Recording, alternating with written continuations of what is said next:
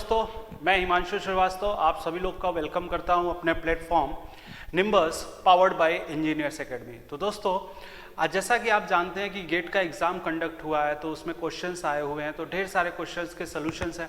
तो बहुत सारे बच्चों को कन्फ्यूज़न है कि इसका सॉल्यूशन क्या होगा, कैसे होगा। तो उन्हीं क्वेश्चंस में हम लोग कुछ क्वेश्चंस के सॉल्यूशंस के लिए लेकर आए हैं। तो दोस्तों, मैं थर्मोडायनेमिक्स के कुछ क्वेश्चंस हैं जो यहाँ पर डिस्कस करने वाला हूँ, ठीक है। तो गेट के 2021 में आए हुए गेट के जो थर्मोडायनेमिक्स के क्वेश्चंस हैं केमिकल इंजीनियरिंग में, उनको हम लोग डिस्कस करने वाले हैं, ठीक है।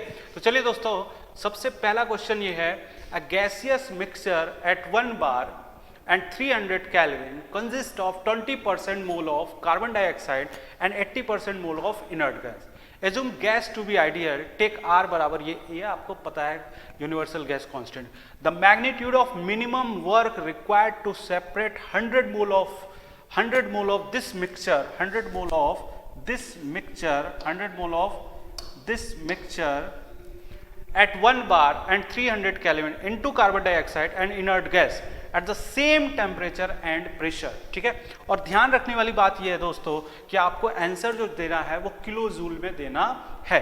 तो मेरे दोस्त, आपको सिंपल सा आपको यहाँ पर एक फॉर्मूला है, होपफुली सभी बच्चों को पता होगा।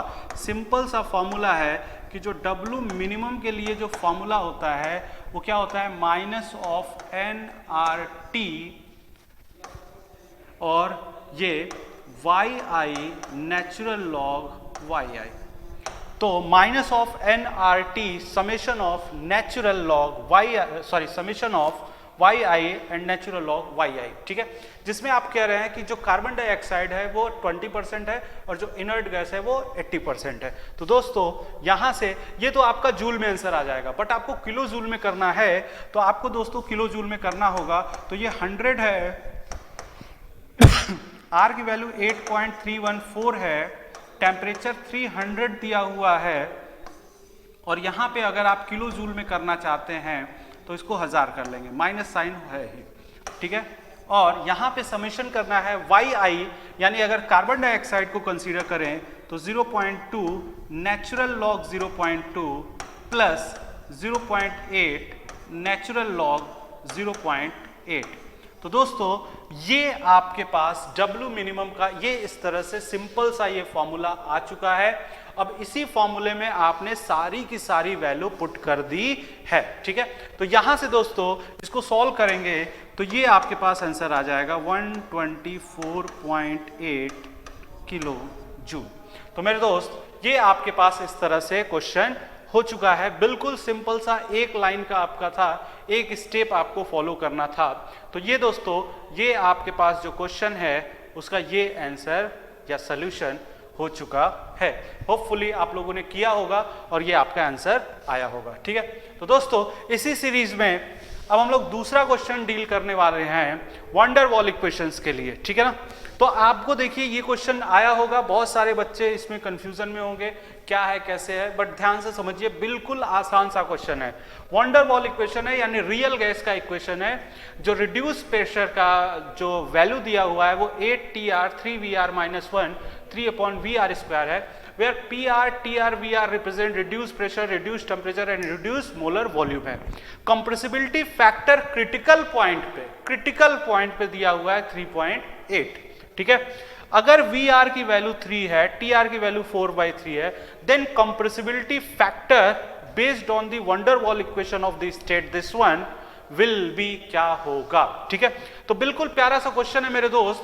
अब आपके पास PR की वैल्यू क्या है, आपके पास PR की वैल्यू क्या है, आपके पास है PR की वैल्यू, यहां से आप देख सकते हैं PR की वैल्यू है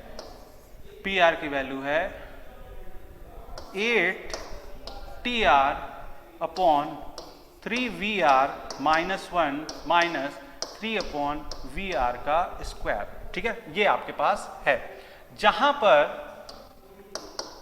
8Tr की वैल्यू है 4/3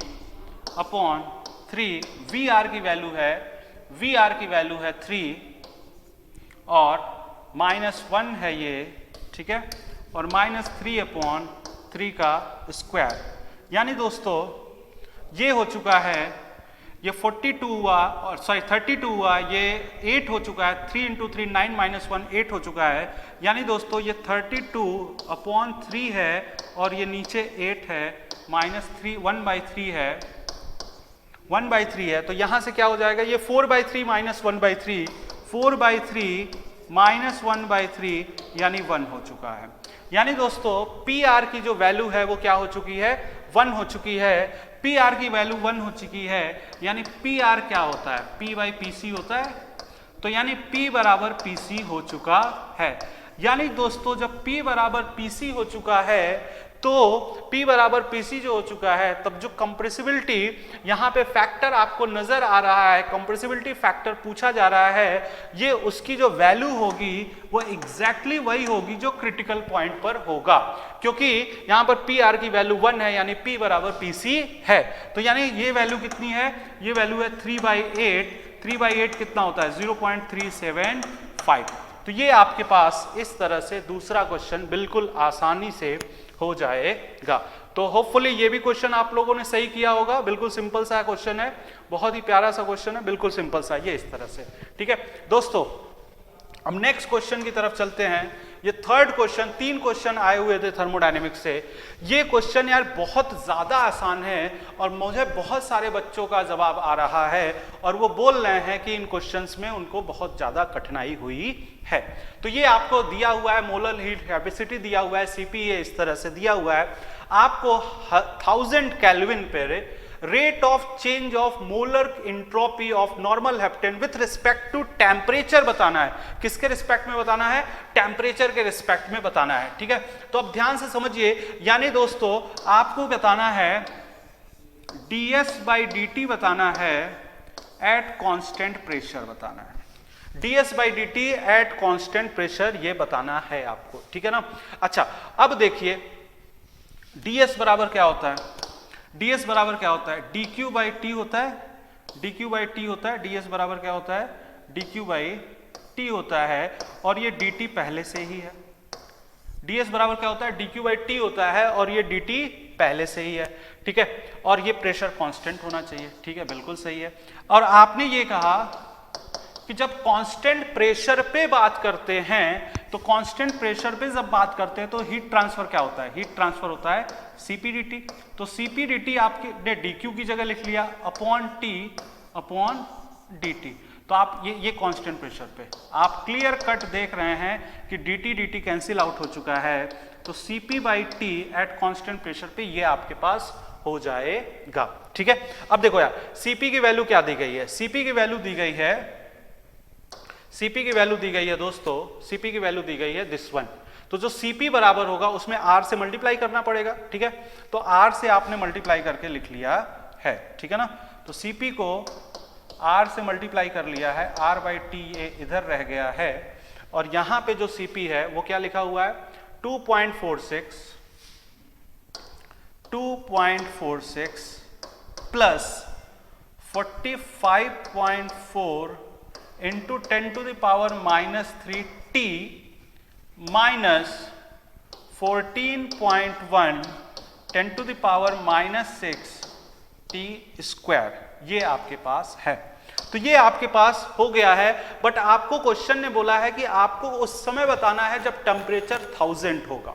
तो मेरे दोस्तों जब टेम्परेचर आप 1000 रखेंगे तो आपको क्लियर कट नजर आ रहा है कि T² यानी 10⁻⁶ हो जाएगा, ये भी गायब हो जाएगा। और यहां पे 1000 रखेंगे T⁻³ है, वो भी गायब हो जाएगा। यानी दोस्तों आपके पास जो बचेगा वो केवल R/T, और R/T की वैल्यू कितनी हो गई 8.314, टेम्परेचर 1000 है और 2.46 प्लस 45.4 माइनस 14.1 हो चुका है। कब हो चुका है, जब आपने टेम्परेचर को 1000 रखा हुआ है। ठीक है, एक बार क्रॉस चेक कर लेंगे क्वेश्चन किस में पूछा गया है। क्वेश्चन पूछा गया है जूल में। यानी मेरे दोस्तों आपको यहां से अगेन 1000 से डिवाइड करके किलो जूल में बनाने की जरूरत नहीं है दोस्तों। तो यहां से इसको सॉल्व कर लेंगे, ये क्लियर कट आपको नजर आ रहा है कि ये हो जाएगा इस तरह से, और आपके पास जो आंसर आ जाएगा 0.0 280 आ जाएगा, ठीक है, जूल पर मोल और केल्विन का स्क्वायर। तो ये आपके पास इस तरह से हो जाएगा, ठीक है ना। तो ये आपके पास इस तरह से हो जाएगा। राउंड ऑफ 2 डेसिमल पूछा है तो 0.28 कर लेंगे, ठीक है। तो दोस्तों ये रहा थर्मोडायनेमिक्स का आपका सोल्यूशन गेट 21 के लिए जो केमिकल इंजीनियरिंग में आया हुआ था। नेक्स्ट सब्जेक्ट के साथ हम लोग फिर से मिलेंगे। Thank you very much. If you really like the video, please hit the like button, share the video, subscribe to our YouTube channel and press the bell icon for the latest updates. Thank you.